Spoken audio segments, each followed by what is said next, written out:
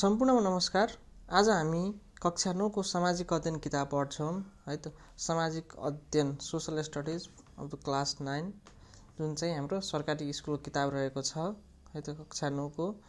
र हामी जम्मा 10 वटा च्याप्टर मध्ये जम्मा 10 वटा युनिट छ हैन सामाजिक किताबमा। Out of them we are start from the beginning. हामी च्याप्टर फर्स्ट बाट सुरु गर्छौँ जुन चाहिँ हामी र हाम्रो समाज युनिटबाट सिकाइ उपलब्धि। अब यो च्याप्टर हामी के सिक्छौँ भन्ने कुरो चाहिँ यहाँनिर लेखेको छ। समाज विकासको अवधारणा चरणहरू उल्लेख गर्ने, समाजका प्रकार र समाज निर्माणमा आफ्नो भूमिका निर्वाह गर्ने। र हामी च्याप्टर फर्स्टको च्याप्टरको नाम के रहेको छ, पाठको नाम के रहेको छ, समाज विकास। समाज विकास भनेको के हो त? समाज विकास, समाज कसरी विकास हुँदै आयो है त। समाजको विकास भन्ने च्याप्टरमा हामी पहिला समाजको अवधारणा पढ्छौँ। यसको कन्सेप्ट के हो, ब्याकग्राउन्ड के हो, समाज केलाई भन्छ है त, समाज केलाई भन्छ कुरो भन्ने कुरो हामी हेर्छौँ। समाज ल हेरौँ है त, समाजको के ब्याकग्राउन्ड छ त। समाज, लेट मी हाइलाइट, समाज साझा उद्देश्य उन्मुख, समाज साझा उद्देश्य उन्मुख, परिवर्तनमुखी, विकासमुखी मानव संस्था हो। कति राम्रो सर्ट एन्ड स्विट एन्सर दिएको छ। समाज भनेको साझा उद्देश्य, उनीहरूको कमन गोल हुन्छ है त।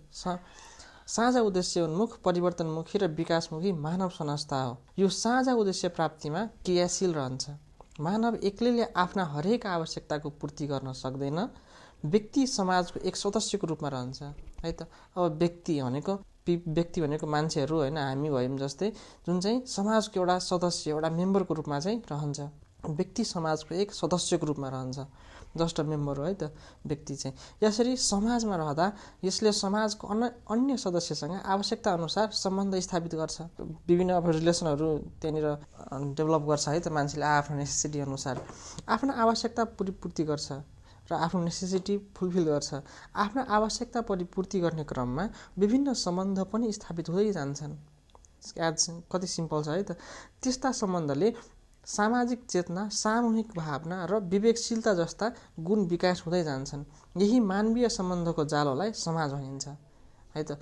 हामीले के हेरिसक्यौँ, यी सबकै चाहिँ नेटवर्कलाई, यो सबकै मानवीय सम्बन्धको जालोलाई चाहिँ के भन्छ, समाज भनिन्छ। बुझ्नु पनि।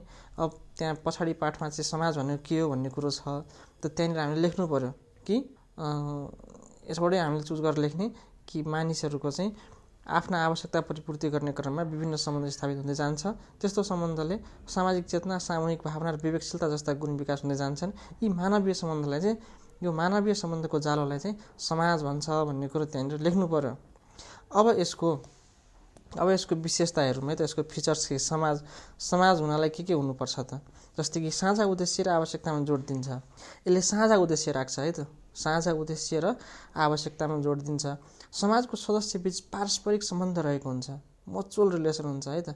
समाजको सदस्यबीच पारस्परिक सम्बन्ध रहेको हुन्छ। समाज गतिशील हुन्छ, समाज डाइनामिक हुन्छ है त, गतिशील हुन्छ।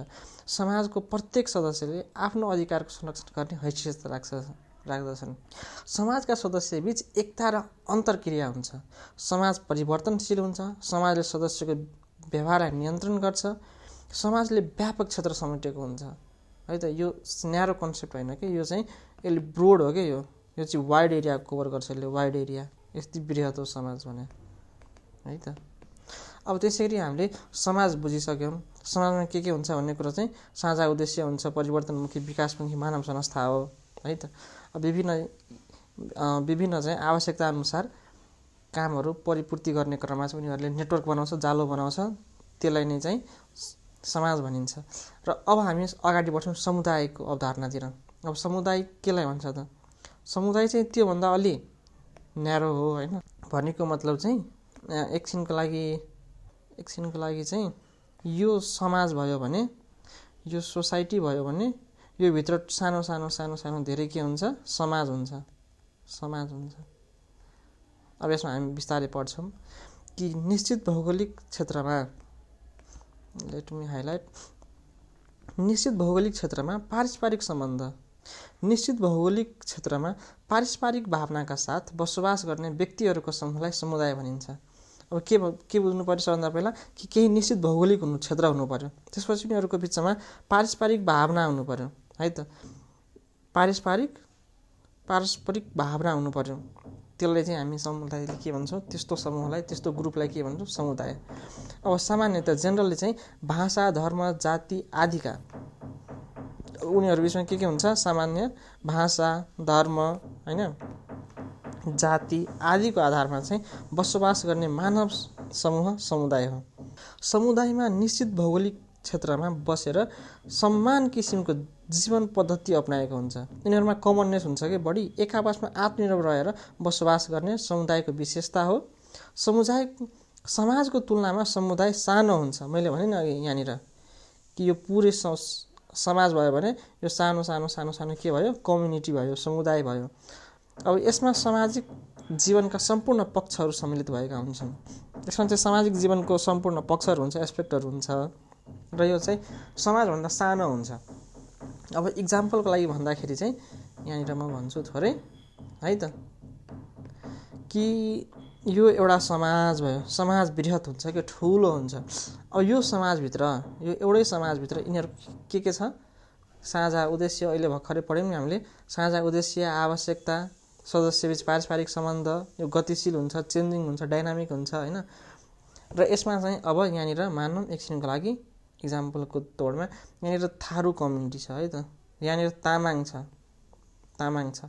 यहाँनिर मधेसी कम्युनिटी छ है त, यहाँनिर महिला कम्युनिटी छ, महिला समुदाय छ, यहाँनिर एकछिनको लागि शेर्पा छ है त, यहाँनिर चाहिँ छ XYZ के होइन।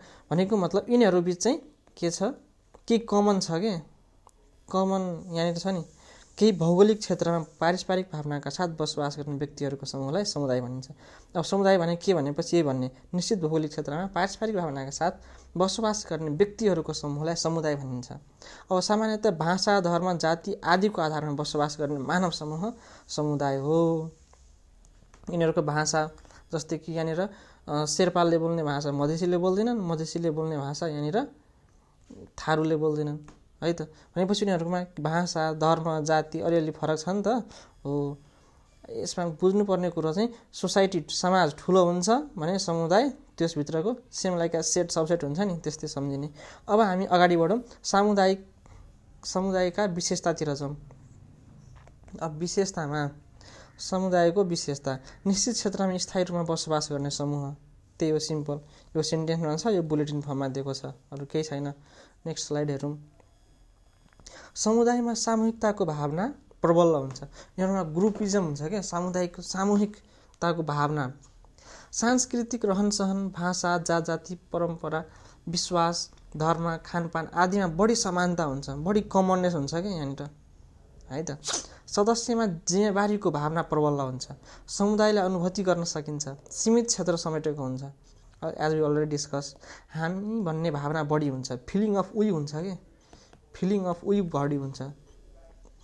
आपसी आत्मनिर्भरता बढी हुन्छ। बुझ्नुभयो? यिनीहरू विशेषतामा लेखिदिने। अब हामी अगाडि बढ्छौँ र व्यक्ति र समाजतिर जान्छौँ। व्यक्ति र समाज। अब त्यही व्यक्ति सिम्पल भनेपछि हामी के हो, एउटा व्यक्ति हो आफैमा है त। राम एउटा व्यक्ति हो, श्याम एउटा व्यक्ति हो, सीता एउटा व्यक्ति हो होइन, रोहन एउटा व्यक्ति हो। त्यस्तै गरी व्यक्ति र समाज। अब समाज त ठुलो भयो, डिस्कस गरिसक्यौँ। व्यक्ति के हुनेछ, सिम्पल भाषामा एउटा मेम्बर, सदस्य हुनेछ। अब त्यसमा हेर्छौँ हामी। मानव चेतनशील र विवेकशील प्राणी हो, एज वी अलरेडी नो। मानवीय चेतनाका कारणले समाज र सभ्यता विकसित हुँदै आएका हुन्। अब एकछिनको लागि मानौँ बाघहरू चाहिँ जङ्गलमा बस्छ नि हो, किनभने बाघ मात्र नभनौँ, जनावरहरूमा चाहिँ चेतना हुँदैन। चेतना हुन्छ तर मानव जतिको चेतना चाहिँ हुँदैन। चेतनशील र विवेकशील प्राणी जनावर पर्दैनन्। मानवमा चाहिँ उच्च स्तरको चेतना र विवेक भएको प्राणी मानव हो। त्यही भएर चाहिँ उनीहरूले समाज र सभ्यताको विकसित भएको मानिन्छ। समाज मानवीय सम्बन्धको जालो हो। समाज मानवीय सम्बन्धको जालो हो। फर्स्टमा हेरेका थियौँ, यहाँनिर हेरेका थियौँ नि हामीले कि मानवीय सम्बन्धको जालोलाई समाज भनिन्छ। सुरुमै हेरेका थियौँ होइन, यहाँनिर हेरेका थियौँ है त। मानवीय सम्बन्धको जालोलाई समाज भनिन्छ। हो त्यही भनेको छ कि समाज मानवीय सम्बन्धको जालो हो भने व्यक्ति समाजको एक एकाइ हो है त। व्यक्ति एउटा सिङ्गल एउटा युनिट हो। समाजको रूपान्तरणमा व्यक्तिको स्वभाव, क्षमता, रुचि, इच्छाले महत्त्वपूर्ण भूमिका निर्वाह गरेको हुन्छन्। व्यक्ति मिलेर समाज बनेको हुन्छ र समाजबाट नै व्यक्तिले आफ्ना आवश्यकता परिपूर्ति गर्छ। मानवले आफ्नो जीवनलाई सहज र सरल बनाउने तथा सम्बन्ध स्थापित गर्दै जाने क्रममा समाजको विकास भएको हो। व्यक्तिको अस्तित्व समाजमा रहेको हुन्छ। व्यक्ति बिनाको समाज परिकल्पना गर्न सकिँदैन। अब व्यक्ति नै छैन, मेम्बरै छैन भने के को ग्रुप, के को समूह, के को समाज है त भन्ने समाज बिनाको व्यक्तिले पनि सहज जीवनयापन गर्न सक्दैनन्। एकअर्कामा इन्टर रिलेटेड छ कि समाज बिनाको व्यक्तिले नि अब त्यहाँबाट जीवनयापन गर्न अप्ठ्यारो हुन्छ। किनभने कि खाँचो पऱ्यो भने हामीले छिमेकीबाट लिन्छौँ, आफ्नो छिमेकी समाजबाटै हामी लिन्छौँ है त। तसर्थ व्यक्ति र समाज एकअर्काका अभिन्न अङ्ग हो। यसलाई भिन्न गर्न सक्दैन, डिभाइड गर्न सकिँदैन है त। व्यवस्थित समाज र समुदायको माध्यमबाट व्यक्तिले आफ्ना आवश्यकता पुरा गर्न सक्छन्। यस क्रममा आदिमकालीन मानवका आफ्नो भोगाइ सँगसँगै समाजको विकास भएको हो। मानव समाज सामाजिक विकासको निरन्तरताबाट वर्तमान अवस्थामा आइपुगेको हो। पारस्परिक सचेतना, अन्तर्निर्भरता, विविधतामा एकता, समन्वय, साझेदारी, गतिशीलता आदि वर्तमान समाजका मुख्य विशेषता हुन्। असल र सभ्य समाजको निर्माणका निम्ति हामी सबैले समाजको आचरण अनुरूप व्यवहार देखाउनुपर्छ। यसमा चाहिँ त्यही हो, व्यक्ति बिनाको समाज कल्पना गर्न सकिँदैन है त, कि व्यक्ति बिनाको समाज कल्पना गर्न सकिँदैन र समाज बिनाको चाहिँ व्यक्तिले सस्टेन गर्न सक्दैन भन्ने कुरो यसमा चाहिँ देखाएको छ है त। कति सानो छ है च्याप्टर 1। च्याप्टर 1मा चाहिँ अब हामीले यहाँनिर थोरै चाहिँ त्यसलाई जस्ट एज अ इङ्ग्लिसमा नि ट्रान्सलेट गरेर राखेका छौँ। सोसल डेभलपमेन्ट भनेको के हो? Those who are interested in English can see this. Society is a common purpose oriented, change oriented, development oriented human organization. त्यही हो होइन। यो माथिकै नेटवर्क अफ ह्युमन रिलेसन्सकल सोसाइटी, त्यही विशेषताहरू डाइनामिक हुन्छ, कमन गोल एन्ड निड हुन्छ, चेन्जिङ हुन्छ, कभर वाइड एरिया गर्छ है त। कन्सेप्ट अफ कम्युनिटी भनेको त्यसको त्यही सबसेट जस्तै सम्झिने है त। Group of people living in certain geographical area with a mutual feeling. Simple छ। ल अब हामी अन्तिममा पुगिसक्यौँ। आज हामीले के हेऱ्यौँ भनेपछि समाजको अवधारणा हेऱ्यौँ, समाजको अवधारणा र समाजको विशेषता हेऱ्यौँ, समुदायको अवधारणा हेऱ्यौँ र समुदायको विशेषता, त्यसैले व्यक्ति र समाज बिचमा चाहिँ के भिन्नता छ भन्ने कुरो हेऱ्यौँ। र यहीँनिर च्याप्टर 1 समाप्त हुन्छ।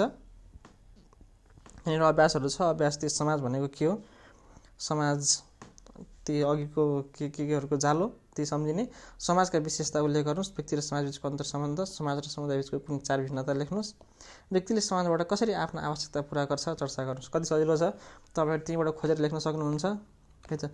यहीँनिर हाम्रो च्याप्टर 1 चाहिँ कक्षा 9 को च्याप्टर 1 यानि कि समाज विकास भन्ने समाप्त हुन्छ। र हामी चाहिँ अब अर्को च्याप्टरमा अर्को दिन भेट्छौँ। हस्त, धन्यवाद, bye bye, see you, take care guys.